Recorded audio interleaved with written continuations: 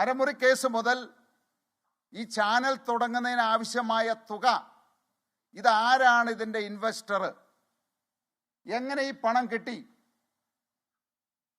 ഇപ്പോൾ അദ്ദേഹം മെസ്സി വരുമെന്ന് പറഞ്ഞ് കലൂർ ഇന്റർനാഷണൽ സ്റ്റേഡിയം 72 കോടി രൂപ മുടക്കിയെന്ന് പറയുന്നു. ഈ പണത്തിന്റെ സ്രോതസ് എവിടെ? ഇദ്ദേഹം 16 മുതൽ പല കമ്പനികള്, പല തട്ടിപ്പുകള്, പല കേസുകള്, ഇതെല്ലാം ഉണ്ടായത്, അതിൻ്റെ പിന്നിലുള്ള സാഹചര്യം, ഒരുപാട് ഭൂമി ഇടപാടുകള്. അങ്ങനെ ഒരുപക്ഷെ കേരളത്തില് ഇത്രയും അധികം കുറ്റകൃത്യങ്ങളിൽ, ഇത്രയധികം കുറ്റങ്ങൾ ചെയ്തിരിക്കുന്ന ഒരു വ്യക്തി എങ്ങനെയാണ് ഒരു ചാനല് 2 വർഷം പ്രവർത്തിപ്പിച്ച് ജനങ്ങളെ വഞ്ചിച്ചത് എന്ന് അന്വേഷണം നടത്തേണ്ടതായിട്ടുണ്ട്. ഇതിൻ്റെ എല്ലാം സോഴ്സ് അന്വേഷിക്കേണ്ടതായിട്ടുണ്ട്. ഈ പണം ആരുടെയാണ്? ഇത് ബലമായിട്ട് സംശയിക്കേണ്ടിയിരിക്കുന്നു. ഇതിൻ്റെ പിന്നിൽ ഇവിടുത്തെ CPM ആണ്. കാരണം CPMന് വേണ്ടിയിട്ട് മാത്രം പ്രവർത്തിക്കുന്ന ഒരു ചാനലായിട്ടാണ് കഴിഞ്ഞ 2 വർഷം ഈ റിപ്പോർട്ടർ ചാനൽ പ്രവർത്തിച്ചത്.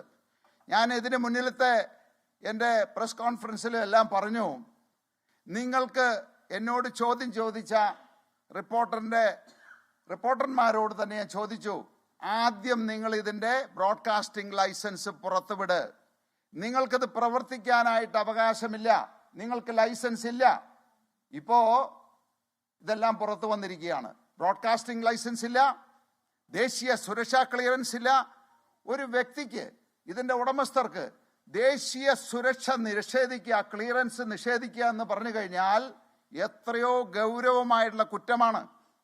അപ്പോൾ ഒരു ദേശീയ സുരക്ഷാ ക്ലിയറൻസ് ഇല്ല എന്ന് പറഞ്ഞു കഴിഞ്ഞാൽ ആ വ്യക്തി, ആ രാജ്യത്തിന് തന്നെ അപകടമാണ് എന്നുള്ളതാണത്. അത്രയും അപകടകരമായ വ്യക്തികൾ 2 വർഷം ഇവിടെ ചാനൽ എങ്ങനെ പ്രവർത്തിച്ചു, എങ്ങനെ ഈ ആളുകളുടെ കയ്യിൽ നിന്ന് അതിൻ്റെ പേരിൽ പണം പിരിച്ചു, പരസ്യങ്ങൾ മേടിച്ചു, ഈ ജനങ്ങൾക്ക് തെറ്റായിട്ടുള്ള വാർത്തകൾ നൽകി എങ്ങനെ ജനങ്ങളെ വഞ്ചിച്ചു, ഈ കേരളത്തെ വഞ്ചിക്കുകയാണ് ചെയ്തത്. അപ്പോൾ തീർച്ചയായിട്ടും ഇത് നമുക്കറിയാം, മാധ്യമ പ്രവർത്തനം എന്ന് പറയുന്നത് സ്വതന്ത്രവും നീതിപൂർവവുമായിരിക്കണം.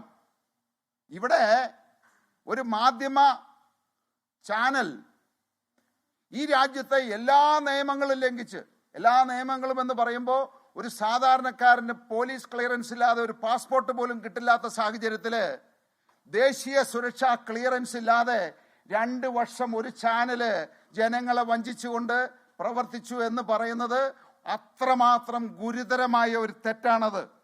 അപ്പോൾ മാധ്യമധർമ്മമല്ല, മാധ്യമ നീതിപൂർവമല്ല, അങ്ങനെ ഒരു ചാനല് ഇന്ന് തന്നെ അടച്ചുപൂട്ടി ജനങ്ങളോട് മാപ്പ് പറഞ്ഞ് ഇന്ന് ഈ ചാനൽ ഇവിടെ അവസാനിപ്പിക്കണം.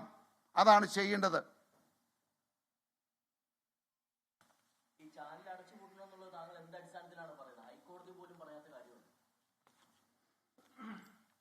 ഞാൻ വളരെ കൃത്യമായിട്ട് പറഞ്ഞല്ലോ, ഈ ഒരു കമ്പനി, ഇപ്പോൾ ഒരു കമ്പനി ആയിക്കോട്ടെ, അത് പ്രവർത്തിക്കണമെങ്കിൽ ആദ്യം പൊല്യൂഷൻ ബോർഡിന്റെ ലൈസൻസ് വേണം.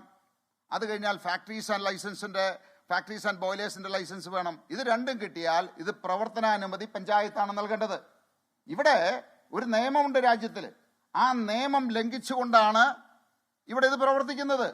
അല്ലെങ്കിൽ എന്തുകൊണ്ട് ഈ കേസ് 1 മാസം മുമ്പ് ഫയൽ ചെയ്തതാണ്, അവരോട് 22-ാം തീയതി കോടതിയിൽ റിട്ടേൺ ആയിട്ടുള്ള അഫിഡവിറ്റ് ഫയൽ ചെയ്യണമെന്ന് പറഞ്ഞാണ്. ആരും വന്നില്ല, ഫയൽ ചെയ്തില്ല. എന്തുകൊണ്ട്? ഞങ്ങൾക്ക് ബ്രോഡ്കാസ്റ്റിംഗ് ലൈസൻസ് ഉണ്ട്, ദേശീയ സുരക്ഷാ ക്ലിയറൻസ് ഉണ്ട്. എന്തുകൊണ്ട്, ഏത് സാഹചര്യത്തിൽ ദേശീയ സുരക്ഷാ ക്ലിയറൻസ് ഇല്ല എന്ന് ഗവൺമെന്റ് അവിടെ കോടതിയെ അറിയിച്ചു? ലൈസൻസ് ഇല്ലാതെയാണോ പ്രവർത്തിക്കുന്നത്? അങ്ങനെയാണെങ്കിൽ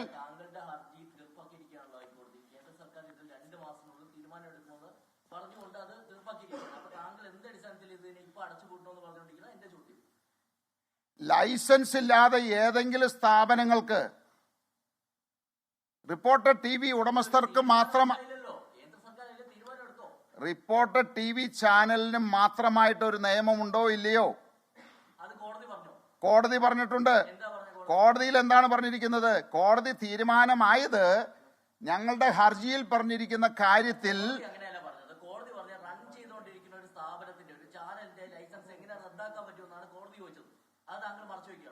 ഇതില് കോടതിയല്ല റദ്ദ് ചെയ്യേണ്ടത്. അതായത് സെൻട്രൽ ഗവൺമെന്റിന്റെ സോളിറ്റർ ജനറൽ അവിടെ പറഞ്ഞത് എന്താണ്?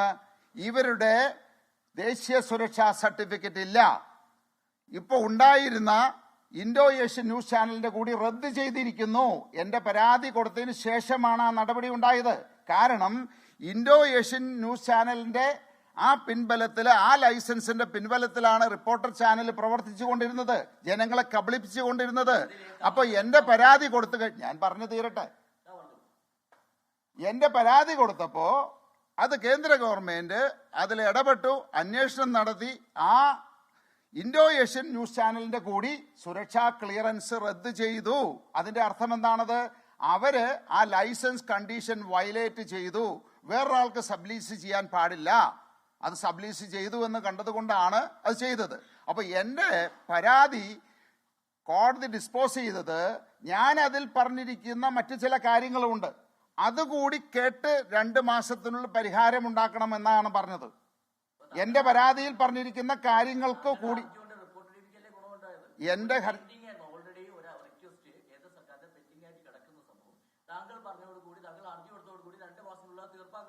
അല്ല, അത് വ്യത്യസ്തമാണത്.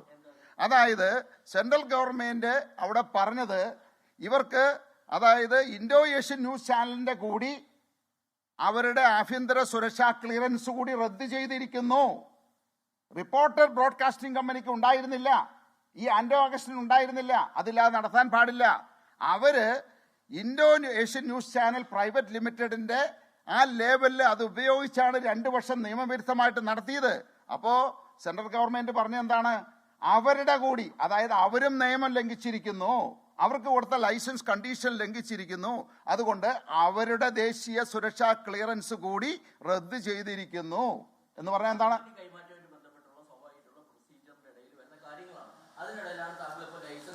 അപ്പോ ഇതിപ്പോ 2-ാം തീയതി ഇതിൽ തീരുമാനമാകും.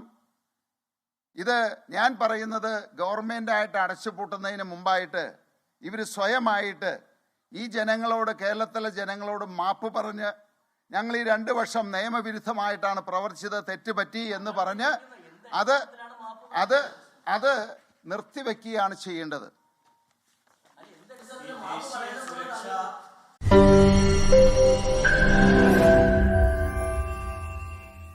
ലോകത്തെവിടെയായാലും ഏത് സമയത്തും 24 വാർത്തകളും ഓഗ്മെന്റഡ് റിയാലിറ്റി പാക്കേജുകളും എക്സ്പ്ലെയിനറുകളും വിശദമായി കാണാൻ ഞങ്ങളുടെ യൂട്യൂബ് ചാനൽ നിങ്ങൾക്ക് സബ്സ്ക്രൈബ് ചെയ്യാം.